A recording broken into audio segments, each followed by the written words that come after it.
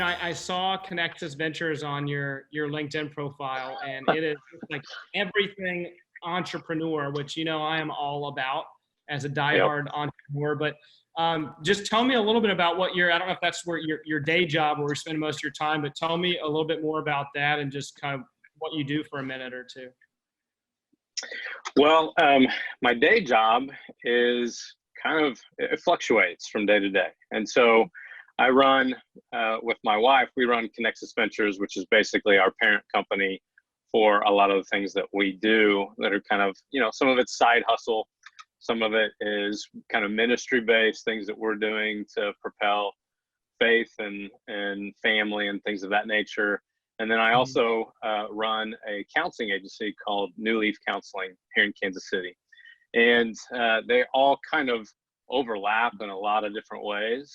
And so if I'm not meeting with individuals or couples or families doing some counseling, then we're doing things to kind of propel that business forward, marketing and branding and things like that for the entire team. Or we're doing something that's kind of helping like propel what we're trying to get out there as far as a message, things that we find that are truly important. Gotcha. Okay. So always busy. Always busy. And, you clearly have a passion for service, especially with your kind of faith-based initiatives. And you have a passion for small business and entrepreneurship, which we're finding now. It was just a statistic before about how many jobs were created by small business and how much we appreciate them. But we are being blindsided to the fact that we need small business. Like, we can't go to our favorite restaurant. We can't go to our favorite barbershop. We can't go talk to our counselor that helps us kind of navigate through life. And so I think that's a really positive thing that has come out of this for me, from my perspective, is how truly special and impactful small business is right now. Are you kind of seeing that trend? Are you feeling that just in your community and your businesses? Yeah, I mean, I think here in Kansas City, we've seen a pretty significant slowdown across the board in businesses. And so, being very entrepreneurial and having a lot of friends that are in that same kind of work where they do their own thing, like they're all getting a pretty significant like punch in the gut and having to figure things out quickly to survive and not just survive, but kind of get into a place where they're actually thriving once again. And I think it's taken a lot of them off guard. They weren't prepared for something of this nature.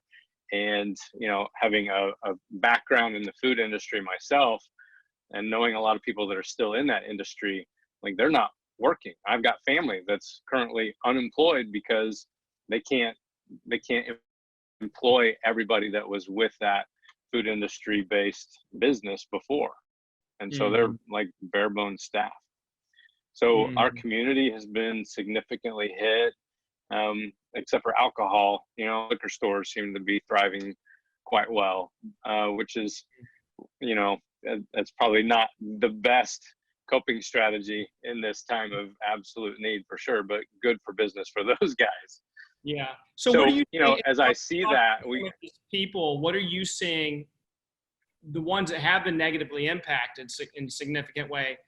Are you picking up on any kind of positive mindset shifts, or are you seeing some positive movement with people that have been adversely affected? Yeah, we're seeing quite a few of our friends and business associates that are finding a way to adapt, and it's kind of an adapt or die situation. Yeah. And some of them are actually doing things that aren't really to create additional revenue. That's just to serve others, which I think is a tremendous way to adapt, to basically link arms with anybody that wants to link arms with them and help those that are in need. So we're seeing that kind of like grassroots, even helping people just go get groceries that feel like they can't leave their house, and not doing that with any expectation.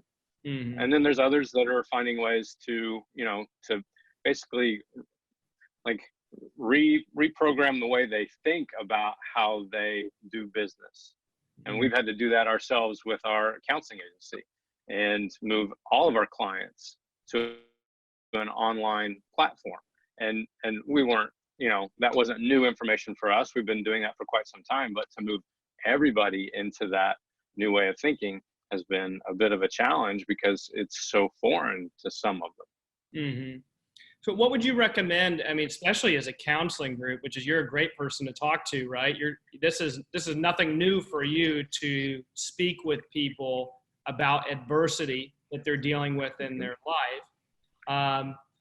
How would you counsel a generic business owner who has lost everything or substantially, all of their revenue, and they're just kind of, in that group where they go, Sean, I don't know what to do right now. I don't know if I should go this way or this way, or can you help me kind of sort through this? Is there any advice? I know each situation's different, but like, where to start for that generic person who has experience, they have knowledge, they have intellectual capital, they have some assets, may not financial assets, but they've got maybe a warehouse, all these things. Where does this person go next? How would you kind of help get them out of that funk? Well, here's the common denominator that I'm seeing in a lot of those types of situations. And it's kind of from our previous conversation. It's the idea of fight, flight, or freeze. And it's pretty common in times of crisis for one of those types of responses to manifest. And I think the freeze is a significant one right now because people just don't know what to do. And so in order to deal with that appropriately, I typically start with just a basic level of, like, let's look at your self-care. What are you doing to navigate this crisis in such a way that you are absolutely taking the best care of yourself, mind, body, and spirit, like a very holistic approach? Because if you're not doing that, you're going to stay stuck in the loop of that fight, flight, or freeze response. And it's hard to see straight. It kind of creates a level of confusion and then frustration. And then that can lead to kind of hopelessness and depression or severe anxiety. So self-care is usually my starting point. Yeah, I cannot agree with you more. And I've had a couple of conversations today already about people wondering, like, what do I do next? Should I start selling masks? Should I close my business? Should I do this? And it's so confusing for them because literally you could do anything right now. You could do anything. Now's the time to do something new, do something different. They could go back to school. They could close their business. They could go work at Lowe's, whatever. And we've had some discussions around focus on getting yourself in the right emotional state first, which includes managing your physiology, right? Your biochemistry, putting into your body. Are you exercising? Are you taking care of yourself? Do you have a solid personal identity? What are you focusing on? What kind of questions are you asking yourself? What kind of words are you using? What vocabulary are you using? But like, get yourself in that right emotional state, and then the rest of it should kind of flow through, right? Should make some better decisions and have some better outcomes. Do you kind of subscribe to that concept as a counseling firm? Absolutely. And it's funny because this has been a common conversation in our own home. My wife and I have had this conversation for several months, and it's been part of kind of like our initiative for some of the things that we're building that are kind of ministry minded. And so what we've done is we've walked a lot of people through that. Is once they start to subscribe to this whole idea of better self-care, they're able to actually start to sit in a place of like peace and calm, and then more clarity in their perspective and more gratitude for all the things they have. So they might have a warehouse full of things, assets, etc. One of those is time. Like the asset of time is something that we all are striving to get more of. I mean, that's a lot of reasons why people work, is to make money, to buy things that give them more comfort, more time. And so as we've had the opportunity to like develop a curriculum, so to speak, in that whole realm of self-care, we're seeing that those that are, again, subscribing to it are finding more clarity, and then the ability to make better decisions, maybe start to like pick up some educational aspects to further their career, or to kind of diversify in their approaches to become more entrepreneurial. And I think we're all kind of wired that way if we have the bandwidth to really investigate it effectively. Yeah. So it's been a lot of fun to watch that happen for those that we've had the opportunity to share our curriculum with in that regard. So in regards to self-care, if you got someone kind of bought into that, stop thinking about what job you need to do next or whatever, and focus on self-care. And again, I know every situation is different and from person to person, but is there a best place to start with self-care for, kind of generally speaking, for somebody to get started? Well, so I don't want to do a shameless plug. You can obviously, well, so the funny thing, like as I saw your email and talking about this whole shift, like we have not been immune to the effects of this crisis, right? And so with the extra time and bandwidth, we basically said, all right, you know what, let's kind of refocus our time on what we can do to help ourselves and help others at the same time. So we basically have taken this whole idea of self-care and built an online platform that's geared for that. And so my wife's, she's very tech savvy. She's basically built a funnel that's geared towards like people that are looking to do things to improve their self-care. And I teach it. So I use a lot of the experience that I've had over the past decade of working with hundreds, if not thousands of people, self-care being a common denominator across the board with all of them. And finding in that experience, there's a lot of universal truths in the approach. So I've taken that idea of treating the whole person, heart, mind, body, and soul, and expounded on it. Like I've done a much deeper dive, and I use a lot of different analogies, but basically we're breaking it down into 8 different categories of health for the individual, because we're all multifaceted. And that curriculum approaches it from every single one of those different facets, teaches an individual who's going through that material how to pay closer attention to their emotions, because we kind of sit in a pretty simplistic view of emotions all too often. And we expound upon that vocabulary. So we take the typical, 8 different emotions and turn it into over 200 different specific ways to look at emotion.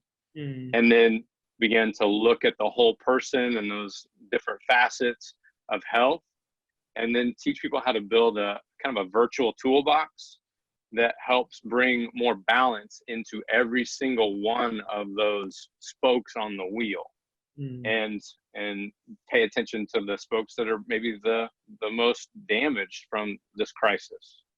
So let's say that's a long answer, I know.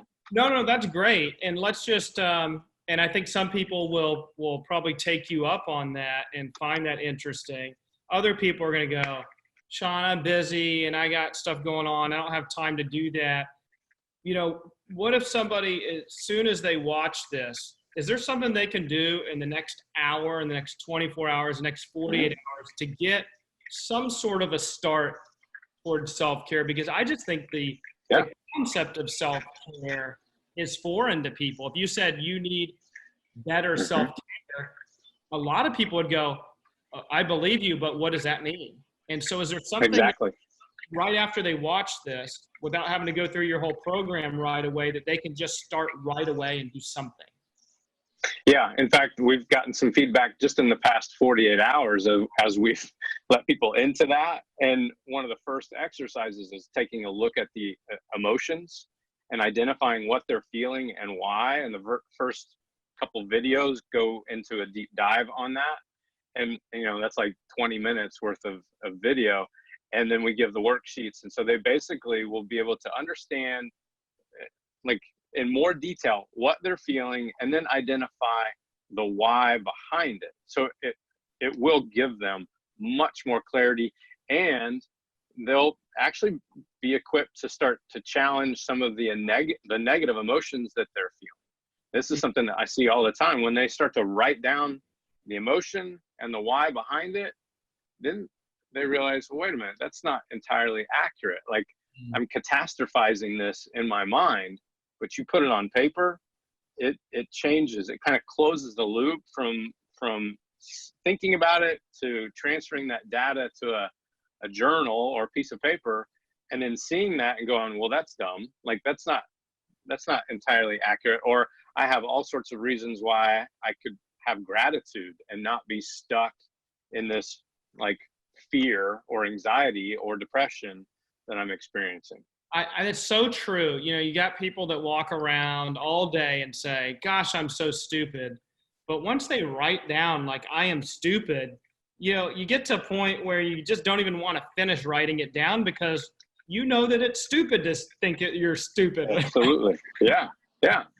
And I think that people are way more intelligent and complex and fascinating and have a lot to offer than they give themselves credit for. But that negative self-talk, they beat themselves up. They're their own worst enemy. And I think we all can deal with that at different times. And, you know, we're our worst critic all too often.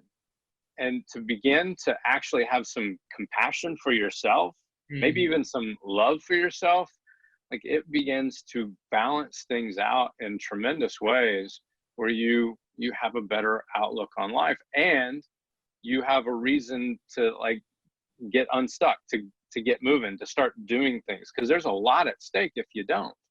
There's a lot of people relying on every single one of us. Yeah. And if we don't get unstuck, we don't just impact ourselves, we impact everybody else. Yeah. Yeah. So true.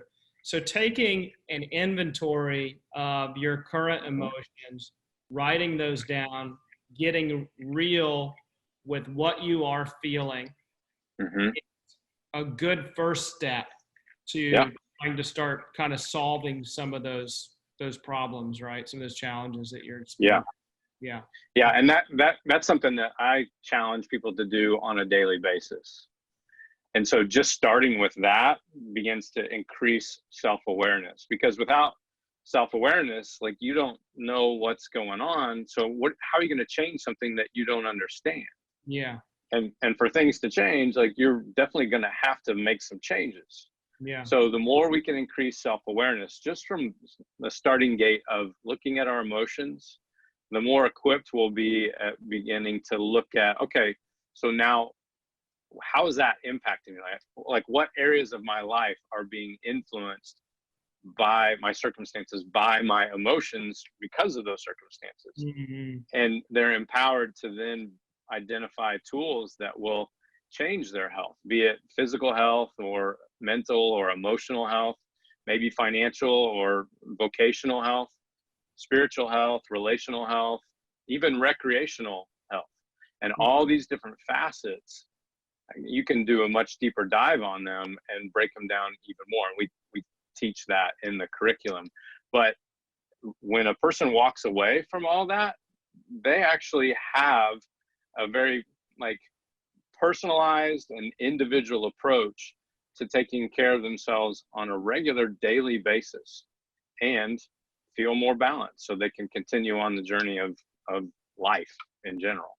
I love it, Sean. I love the action that everybody could take right now when they have so much time on their hands to become more self-aware, to write down how they're feeling, to write down why they're having these feelings, to understand who they are as a person, and getting kind of level set on where you are now before you start putting all this energy on where you should go, right? Because I think everyone's focused right now is, what should I do? Where should I go? What job should I get? Should I shut down my business? Instead of just understanding where you are and who you are right now, And if you get a really good grip on that, you're probably going to be pointed in the right direction naturally, right? Absolutely. Yeah. I totally agree. And that's, I mean, again, that's why we decided we would create this whole course. I mean, it's something that I teach with every client that comes through my office doors. Mm-hmm. And we just said, you know what, we need to make this more available to people because everybody needs it. Like everybody needs it. And, you know, it's something that we can all do better at, I think. I've met very few people who truly have it dialed in. And even myself, like with all that I have going on, I don't always subscribe to my own teachings and have to have a challenge, you know, accountability and encouragement from my wife and from others to do what I tell other people to do. Yeah. It's really easy for us to get distracted and disconnected from ourselves. So self-care is kind of a foundational starting point regardless of our circumstances. Yeah, I totally agree with that. And I always think when you said that about kind of taking your own advice, I always think about the mechanic, right, who's too busy fixing everyone else's cars. Mm-hmm. His is always broken, or the men's grooming expert and owner who needs a haircut, you know, all the time while everyone else looks good. Yeah. But, you know, I think that is that's who we are as people, is we love to serve first. It's one of our core values at the Gents Place. We love serving other people. We will give to others before we give to ourselves. But that's a great reminder to all these business owners and entrepreneurs and leaders watching this, is that you're a great leader because you do think that way and you feel that way, that you love to serve other people first. But we go back to the airline's recommendation on putting the mask on yourself first, right? For Precisely. the child. And so I think that's a great reminder that we'll end with here, Sean, is that we do have to take care of ourselves. We've got to put the mask on first. And that's what's going to allow us to do all this great work that we want to do now and in the future. Well, hey, my friend, thank you so much for hopping on. I really enjoyed it. And you're a wealth of knowledge and information, and we'll get this posted and get a link out to your website and everything like that. I appreciate it. Can connect with you, and you can be a resource to them. You bet. And I appreciate what you guys do and how you give back to the community and serve our veterans. I just think that's an amazing, just a platform that you've built your business on. So appreciate you and all that your team does. Thank you guys. Thank you very much. All right, my friend, have a great rest of your day. All right, you too. Have a great one. Bye-bye.